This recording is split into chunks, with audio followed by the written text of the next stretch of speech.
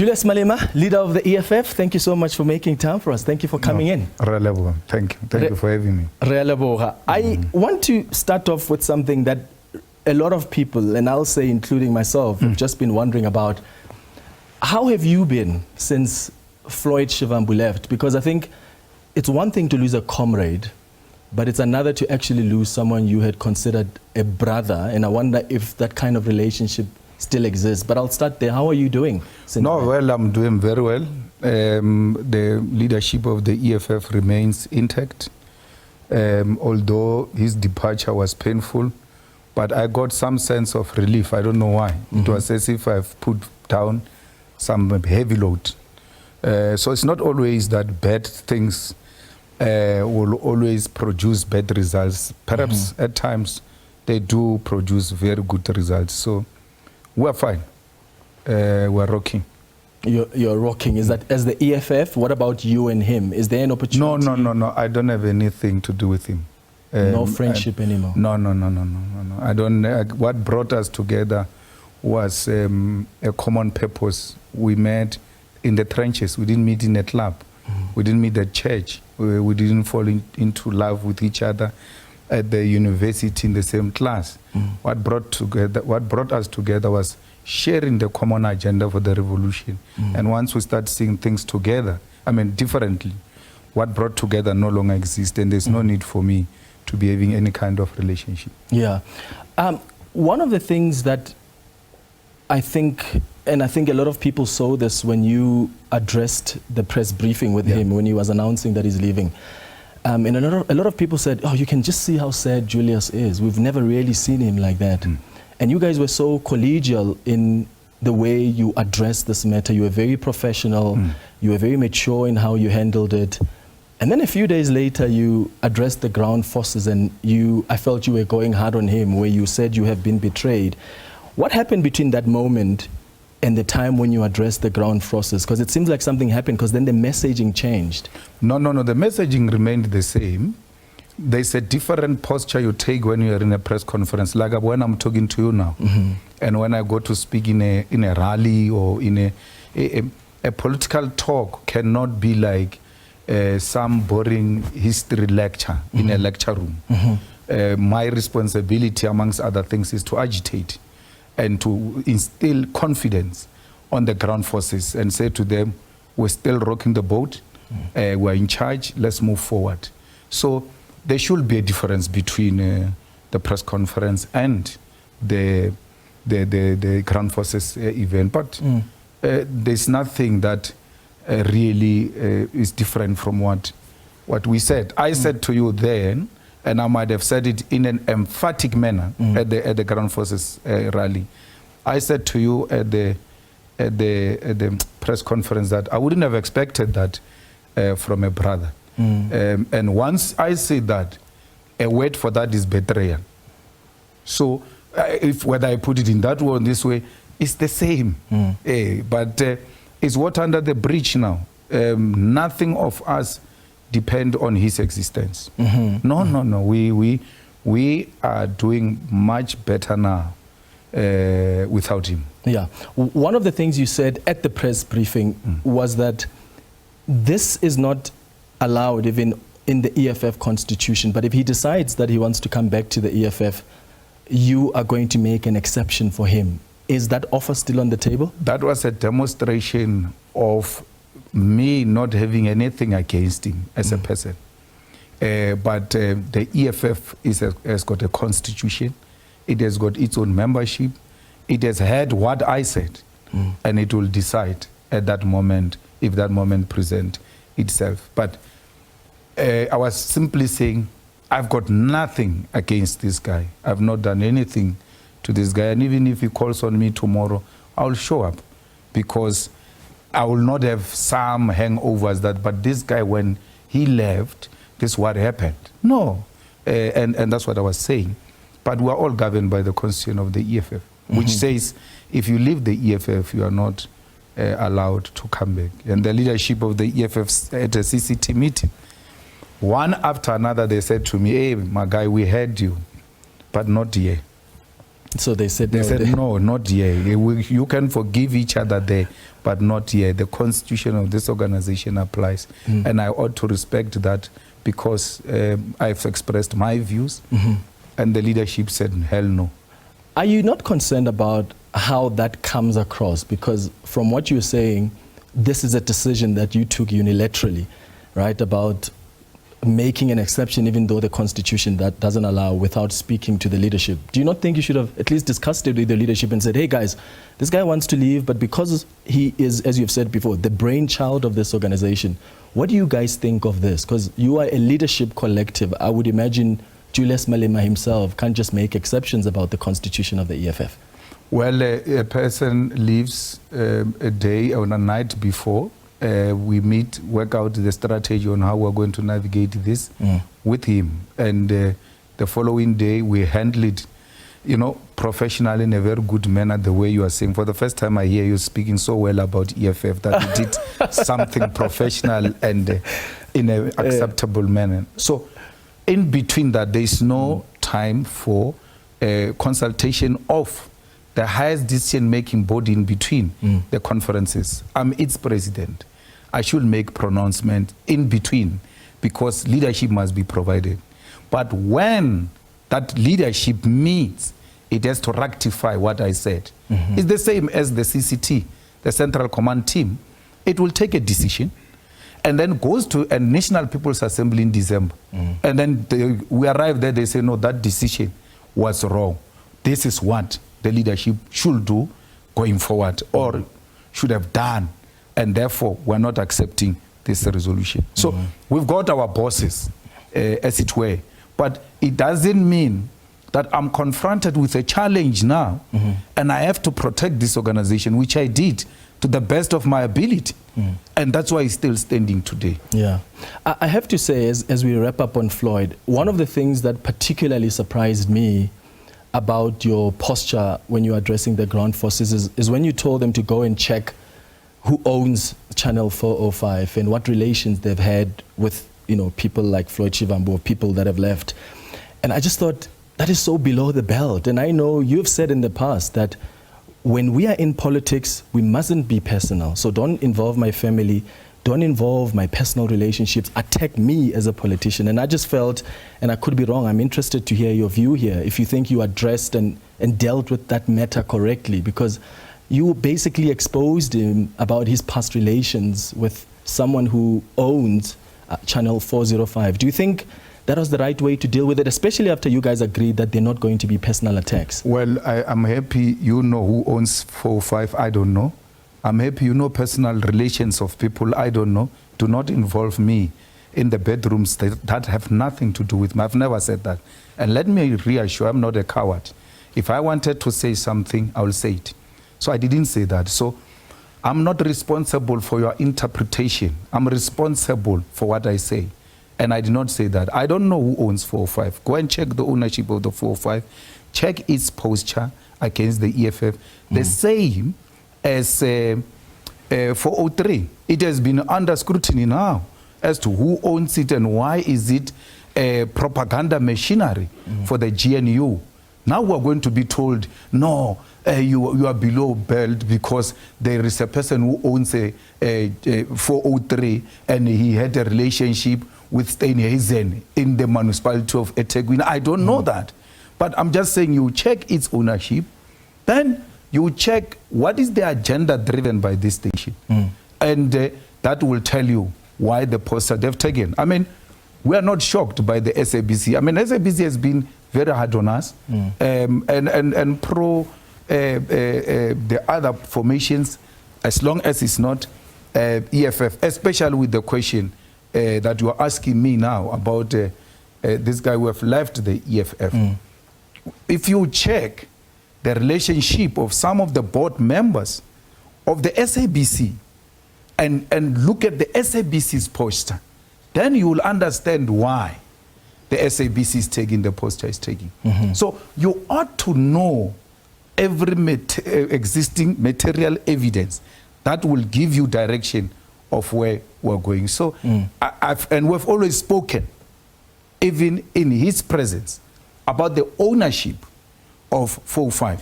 And we have always doubted that which they say owns 4-5 is actually not true. So I don't know. At least today we are getting some answer from you about ownership. So I just wanted to give you an opportunity to clarify that, because that's at least in my interpretation, which is why I wanted you to at least explain it. Because when you said go check who owns 405 and the relations they've had with the people who have passed, but I'll take your explanation. Do you still expect people to leave and follow Floyd? Because you said that was you said you must expect that that some people are going to leave and follow him. Do you still think there's some? Yeah. They're there, and we're looking at them, and they think that we don't know. You know, there comes a season in politics where these things happen, and then you must not be overwhelmed by a season. It's like those people who spend all their money on Christmas Day because it's a festive season. So there is that kind of season which is taking place now. We ought to hold tight and make sure that we remain unshaken. They're there. It doesn't matter what they say from their mouth. It doesn't matter what song they sing. All we know factually is that these people have engaged in a double parking.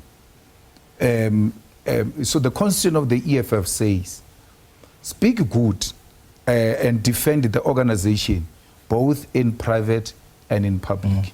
And then you go speak very bad about the organization in private and then plot its leadership. You know, what is holding some of them is the coming NPA, that they should blackmail us into electing them. And if we don't, they are going to leave. But they are long gone and will not be hurt by that. It doesn't matter what they do. It doesn't matter. So you can say this, but in actual fact, you are engaged in shenanigans that seeks to undermine the unity of organization. And go and praise a leader of another party in an internal meeting of the EFF and still believe that those comrades and fighters will view you as one of their own. Yeah. So sometimes it helps the unity and the image of the organization not to engage in the expulsion of people. You just allow them to self-destruct. And that way you gain an upper hand. That nobody didn't expel them. They left on their own. Yeah, which they will do. Yeah, and that brings me then into the People's Assembly, because you're mentioning something about the threat that some of them are making, that maybe if they don't get elected, then they're going to somehow use some influences to try and bargain for positions. Are you expecting the People's Assembly in December to be a bruising contest for the EFF? Not where I'm in charge. I'm in charge now. And I'm going to make sure that I defend the unity of this organization and its existence. I do not care of any critique that will come because it's disappointed from EFF that emerges united in Nazareth. EFF is not going to die in Nazareth. We're going to a conference, we're going to account, we're going to elect leadership. We are one of the few organizations that do that. And even when we try to protect that internal democratic process, we're still called dictators. But people say they will never go to conference. People say, yeah, they appoint leaders. No one tells them anything. They get praised everywhere. EFF is the only one that gets told, no, you can't do this. We're going to do what we think it is in the interest of the EFF, and we don't care who says what. We care about the branches of the EFF now. Yes, this is the period where we must defend our movement and not listen to our detractors. We have to defend the EFF. And the bad thing with the constitution of the EFF, and like any other constitution, it doesn't deal with the period of infiltration. What happens when the organization faces infiltration? The organization has got its own president. And the good thing with our president is that he's a founder of this organization. And where there is a absence of constitutional provision on how to deal with this, the president must intervene, and the president will intervene. Yeah. What is your relationship now with Mbuyiseni Ndlozi? I'm sure you've seen the suggestions people have been making since you addressed the ground forces, when you said some of the leaders are quiet. and some of their partners have liked tweets, and you know about the Twitter detectives who've gone and found some of the tweets that were liked by the partner of Wesizwe Ndlozi. Were you referring to him when you were making that statement, and what's your current relationship with him now? Our relationship has always been an organizational and political relationship, and it remains like that. And I've not seen anything untoward, because even in Parliament, where we meet the most, we're working together. We meet almost every Monday, especially now with the preparations of the NPA. He's there, he's given tasks, he executes those tasks to the best of his ability. Nothing has suggested that there should be some sour relations between me and Dr. Ndlozi. But you ought to be aware that when we speak in the political event, people will always try to align the messaging with certain individuals. So meaning they will try to give it a face, even if there is no face, and then try to drive a wedge. And where you find the weak leadership, they go separate ways. But they are leaders who in the EFF, and they know themselves, and for the sake of the unity of our organization, we shouldn't be speaking about their names, who have kept quiet. Including and have Wesizwe Ndlozi. I mean, Wesizwe Ndlozi has not said anything about Floyd since he left, between Floyd leaving and you addressing the ground forces. He has said something, unless you're saying he didn't say it to you, the media people. If you asked him, if anyone asked him, I've never heard him being asked about that. On Twitter? But because you said there are certain leaders who are busy tweeting, who always tweet, but now they're quiet. It's his choice. I mean, I'm happy you are able to see that he has not tweeted. I have not been checking that. So all I'm saying is that he has expressed himself about this matter. To me, he has expressed himself internally in the organization. And he's writing his own history. Everybody writes his own history. But you said to me earlier on that the EFF expects its leadership to defend this organization, not just internally, but publicly as well. He hasn't done that. He has done that. Publicly? He has done that. He has been at the occasions where the organization ought to be defended, and he defended the organization. Even on the issue of Floyd? Well, I've not heard him say anything about the issue of Floyd, but the Constitution does not say on Floyd, defend the EFF internally and externally. It says the organization has to be defended both in private and in public. So if he has chosen not to say anything on Floyd, it doesn't mean he has not defended the organization. Where he gets an opportunity, which he does very well in Parliament, he defends the integrity and the image of the EFF. Yeah. The Mail and Guardian reported earlier this month that there are some EFF provincial leaders that are calling for the party's constitutional change to abolish the deputy positions. Is that something that you think can work well in the organization? Well, that suggestion came to me, but I've never been in an organization where there's no deputy president. So I'm very reluctant to do or agree with things that I don't know. So some people were saying to me, we need to establish the union, trade union, but we can't establish two organizations at the same time, because now I've never been in a union.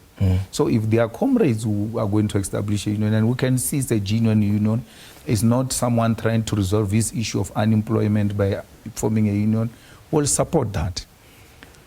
I've not listened to a real political persuasion as to why we should abolish the issue of deputy president, because you are irritated by what Floyd did. That is not objective. So you can't make rules based on Floyd for future leaders of the EFF who have not done anything wrong to the EFF. So you can be angry now with Floyd and be angry with whatever that he was occupying, and then say, no, he must go with everything. No. It's what irritated you now but it can be a long-term solution. What happens if Julius Malema is unable to discharge this responsibility tomorrow? It means we're going to kill each other on that evening, because there is no one who the Constitution then immediately mandate that where the president is incapable of discharging his responsibilities, you have to come in. Yeah. So that creates a room for serious contestation and potential split in the organization if the Constitution does not resolve what needs to happen going into the future. Yeah. Deputy president is not succession. Being deputy president does not mean you're going to be president. Being deputy secretary general does not mean you're going to be secretary general. So you deputize in the absence of those you are deputizing. You are not even an assistant. You're not an assistant president. You are a deputy. You've got your own responsibilities. And you get assigned certain things. You don't interfere with what your principal is responsible for. Yeah.